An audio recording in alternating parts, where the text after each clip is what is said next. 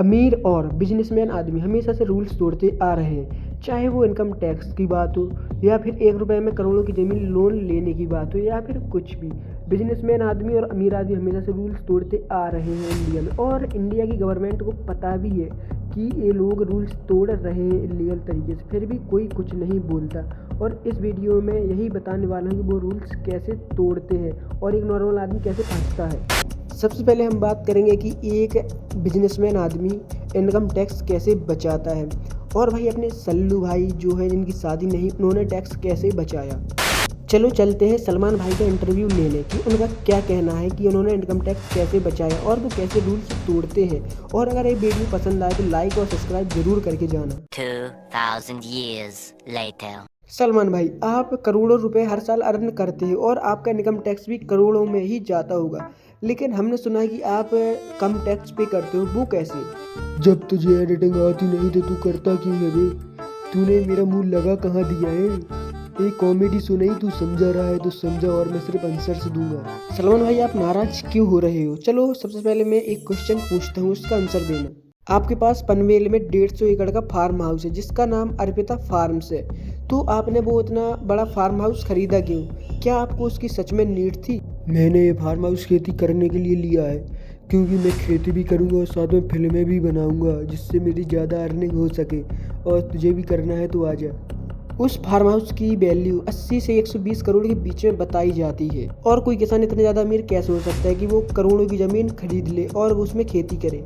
चल मैं तुझे समझाता हूँ ये मैंने कैसे किया।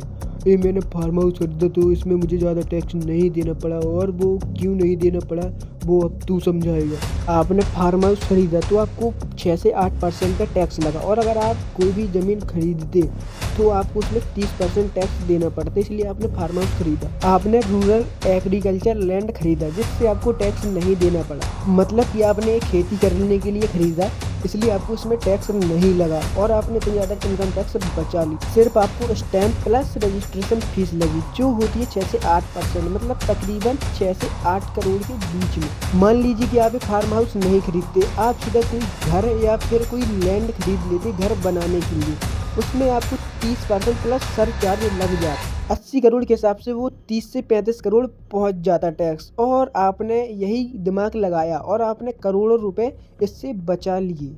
ये तूने सिर्फ एक ही कांड मेरा सुन रखा है कि मैंने एक ऐसे इनकम टैक्स बचाया। मैंने ऐसे कई कांड कर रखे हैं जिससे मैंने करोड़ों रुपए इनकम टैक्स से बचाए हैं। अरे सलमान भाई, मुझे तो सिर्फ एक एग्जाम्पल बताना था आपका, तो मैंने बता दिया। अब मैं किसी और का एग्जाम्पल बताऊंगा, और अगर आपके दिमाग में कोई हो तो ज़रूर बताओ। तूने मेरी पोल तो खोल ली, लेकिन अब तू दुनिया के सबसे अमीर आदमी की पोल खोल जिसका नाम है एलन मस्क। अगर तूने उसकी पोल खोल ली तो मैं तुझे सब्सक्राइब करके जरूर जाऊंगा। सलमान भाई कह रहे हैं कि सबसे अमीर आदमी की पोल खोलने के लिए, जिनका नाम है एलन मस्क। तो चलिए अब उनका पॉडकास्ट करते और उन्होंने कैसे इनकम टैक्स बचाया वो बताते हैं। 2000 years later. एलन मस्क जी नमस्कार, आपका स्वागत हमारे पॉडकास्ट में। आपसे सिर्फ एक ही क्वेश्चन पूछा जाएगा जिसका आंसर आपको देना होगा सही से और बिना झूठ के, क्योंकि हमारी गरीब जनता आपसे बहुत ज़्यादा जलती है कि आपने इतनी जल्दी इतनी ज़्यादा तरक्की कैसे कर ली और आप कैसे इनकम टैक्स बचाते। क्योंकि हमारे घर में चाहे खाने के लिए रोटी ना हो, लेकिन हमारी गांड में इतनी मस्ती रहती है कि अमीर आदमी को हम चलते नहीं देख सकते। चलो मैं तुम्हें अपनी टेस्ला कंपनी के एग्जाम्पल बताता हूँ कि मैंने उसके कैसे करोड़ों रुपए इनकम टैक्स से बचाए हैं। एक बार पुलिस खुद आई थी मेरे पास कि मैंने टेस्ला कंपनी में कैसे 1% भी टैक्स नहीं दिया, और मैंने कैसे इतने करोड़ रुपए बचा लिए विदाउट टैक्स दिए। देखो, इनकम टैक्स जब वसूला जाता है जब इंसान कमाता है, लेकिन मैं तो कमाता ही नहीं क्योंकि मेरे पास टेस्ला कंपनी के शेयर्स हैं, पैसे नहीं। क्या आप सही से हमें समझा सकते हैं, क्योंकि हमारी गरीब जनता का इतना बड़ा दिमाग नहीं है जो आपके माइंड सेट को पकड़ पाए। आप सही से समझाइए ताकि हमारे गरीब लोग भी अमीर बन सके। मतलब कि मेरे पास टेस्ला के पैसे नहीं है, लेकिन इनडायरेक्टली मेरे पास टेस्ला के शेयर्स है, और मैं जब उन्हें सेल करूंगा जब मुझे इनकम टैक्स देना पड़ेगा। लेकिन जब तक मेरे पास टेस्ला के शेयर्स है उनमें मुझे टैक्स नहीं देना पड़ेगा, और ऐसे मैं टैक्स बचाता हूँ। और कुछ पूछना है तो बताओ। आपने कुछ ईयर से पहले ट्विटर को खरीदा था, जब आपके पास पैसे नहीं है तो आपने ट्विटर को खरीदा कैसे? क्योंकि ट्विटर खरीदने के लिए आपको बहुत सारा पैसा लगा हुआ। और आपको ट्विटर खरीदने के लिए किसी न किसी के शेयर सेल करने पड़ेंगे, क्योंकि आपको अगर खरीदना है और आपके पास पैसे नहीं तो आपको पैसों का अरेंज करना पड़ेगा, और फिर आप भी इनकम टैक्स से नहीं बच सकते और आपको टैक्स उस पर तो देना ही पड़ेगा। नहीं, मुझे इनकम टैक्स नहीं देना पड़ेगा। मैं 1 रुपए भी जीएसटी नहीं भरूंगा और ट्विटर को खरीद लूंगा, क्योंकि मैं अपने शेयर से सेल नहीं करूंगा। मैं लोन ले लूंगा किसी बैंक से और फिर ट्विटर खरीद लूंगा। अच्छा, अब समझ में आया। आपके पास जो शेयर्स हैं और अदर कंपनी के शेयर हैं, टेस्ला के और भी अदर कंपनीज के, तो आप उन्हें एसेट्स बनाओगे और उससे लोन ले लोगे, और आपने ये लोन लिया है तो आपको इस पर टैक्स नहीं देना पड़ेगा। और जब आप इसको पे करोगे तो इसके लिए भी आप कोई दूसरा लोन ले लोगे और ये चुका दोगे। और ये तो हमारी भाषा में कहते हैं, जिसकी लाठी उसकी भैंस, क्योंकि आपने विदाउट रिस्क और बिना जीएसटी पे किए आपने ट्विटर खरीद लिया और आपने टैक्स नहीं दिया। और जब आप लोन पे करोगे तो उस पर आपको जीएसटी नहीं देना पड़ेगा, क्योंकि आपने लोन लिया है और लोन पे करने पर जीएसटी नहीं लगता। तुमने बताया तो सही है, लेकिन तुम्हारे बताने से कुछ नहीं होता है, क्योंकि इंडिया के लोग ये वीडियो देखने के बाद नॉर्मल ही हो जाएंगे और इन बातों को उन पर कोई भी फर्क नहीं पड़ेगा। और इंडिया में कुछ पार्टी लोगों को बांटने का काम करती है और कुछ लोग लोगों को काटने का काम करते हैं। ये तो आम सी बात है इंडिया में। अभी मैंने जो तुम्हें एग्जाम्पल्स बताए हैं, एलन मस्क का और सलमान खान का, ये लोग सब लीगली काम करते हैं, इलीगली नहीं करते, सिर्फ ये लूप होल ढूंढते हैं सिस्टम में, और ऐसा करके ये लोग करोड़ों रुपए बचा लेते हैं हर महीने बिना इनकम टैक्स दिए। और अगर सभी अमीर आदमी इनकम टैक्स बचा रहे हैं तो देश चल कैसे रहा है और कौन सबसे ज्यादा टैक्स पे कर रहा है, चलो अब ये समझते हैं और अच्छे तरीके से। 2000 years later. 2019 और 20 में तकरीबन 6,48,65,888 टैक्स पेयर थे, और वही बढ़कर 2021 और 22 में ये टैक्स पेयर हो चुके हैं 6,96,35,446, और यही 2022 और 23 में बढ़कर हो गए 7,40,10,269, और यही 2023-24 में बढ़कर हो गए हैं 8,09,03,315। मैंने ये चार्ट इसलिए दिखाया ताकि पता चल सके कि कितने लोग इंडिया में हैं जो टैक्स पे कर रहे हैं। अब बात करते हैं कि सबसे ज्यादा टैक्स पे कौन करता है, कंपनीज करती हैं और कैसे बचाती हैं। मेरे पास एक ब्रांड का स्पॉन्सरशिप आया था कुछ टाइम पहले, और मैंने सोचा कि भाई ये ब्रांड स्पॉन्सरशिप ले लूँ जिससे मुझे फ़ायदा होगा, लेकिन भाई वो तो मेरे सपने में आया था। हकीकत में तो सिर्फ मैं एक ही चीज़ का प्रमोशन कर सकती हूँ, वो है मेरी चैनल का। अगर तुमने अभी तक चैनल को सब्सक्राइब नहीं किया तो चैनल को सब्सक्राइब कर लेना और इस वीडियो को लाइक ज़रूर करना। देश में मुख्य 3 तरह के लोग रहते हैं। एक है किसान, और दूसरा है नौकरी करने वाला, और तीसरा व्यक्ति वो है जो बिजनेस या व्यापार करता है।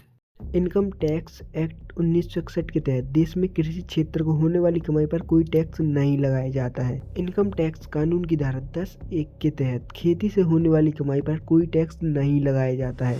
यह पूरी तरह टैक्स फ्री रहती है। एक किसान साल भर में 1 करोड़ रुपए की कमाई करता है तो यह पूरी तरह टैक्स फ्री रहेगी और उसे 1 रुपए भी नहीं देना पड़ेगा।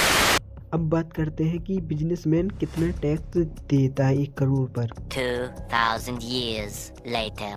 कंपनी कॉर्पोरेट टैक्स को सरकार ने पहले के मुकाबले घटाकर 25% कर दिया है। कंपनी सालाना 1 करोड़ की कमाई करता है तो उसे इनकम टैक्स पर 25 लाख रुपए का टैक्स चुकाना पड़ेगा, और शेष बचे 75 लाख वो इस्तेमाल कर सकता है खुद के ऊपर।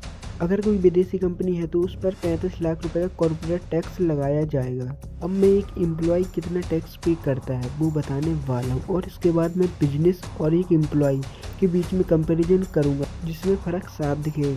अगर कोई एम्प्लॉय 1 करोड़ रुपए अर्न करता है तो उसे सीधे 25,57,500 रुपये टैक्स लगेगा। इस टैक्स पर भी 4% यानी 1,02,300 रुपये सेंस लगेगा, और 50 लाख से 1 करोड़ तक जो टैक्स बनेगा उस पर 10% सरचार्ज लगता है। कुल मिलाकर करीब 31 लाख रुपए का इनकम टैक्स कर्मचारी को चुकाना होगा अगर वह सालाना 1 करोड़ रुपए तक की कमाई करता है तो। अभी तुमने हिसाब तो लगा ही लिया होगा कि सबसे ज़्यादा इनकम टैक्स किसने चुकाया है, एक बिजनेसमैन ने या फिर एक एम्प्लॉय ने। और इसमें भी बिजनेसमैन हेरा फेरी कैसे करते हैं और इनकम टैक्स कैसे चुकाते हैं, चलो पहले कंपैरिजन करते हैं। 1 करोड़ रुपए की कमाई पर कर्मचारियों को करीब 31 लाख रुपए, कारोबारियों को 25 लाख रुपए और किसानों को शून्य टैक्स देना पड़ता है। जाहिर है कि कर्मचारियों पर टैक्स की सबसे बड़ी मार है और वही सबसे ज़्यादा टैक्स चुकाते हैं। किसानों और रेहड़ी पटरी वालों को कोई भी टैक्स नहीं चुकाना पड़ता।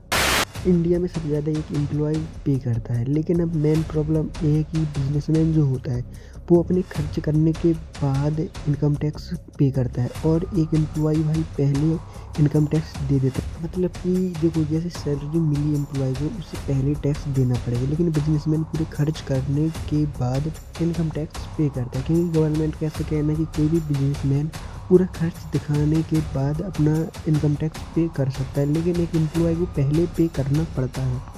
मतलब कि समझो, देखो 1 करोड़ रुपए एक बिजनेसमैन ने अर्न किया, ठीक है, लेकिन उसके बचे हुए खर्च करने के बाद 10 लाख, तो उसे 10 लाख पर टैक्स देना पड़ेगा, ना कि 1 करोड़ पर। ऐसा रूल बनाया भैया अपनी इंडिया की गवर्नमेंट ने। और एक एम्प्लॉय को पहले ही टैक्स देना पड़ेगा, ना कि खर्च करने के बाद। इतना तो तुम्हें समझ में आ ही गया होगा कि क्या कैसे होता है, बिजनेसमैन कैसे टैक्स बचाता है और एक एम्प्लॉय कितना ज़्यादा टैक्स भरता है बिजनेसमैन से ज़्यादा। अगर वीडियो पसंद आया हो तो चैनल को सब्सक्राइब करके ज़रूर जाना और इस वीडियो को लाइक ज़रूर करना, क्योंकि आपकी एक सब्सक्राइब से हमें बहुत ही ज़्यादा मोटिवेशन मिलता है।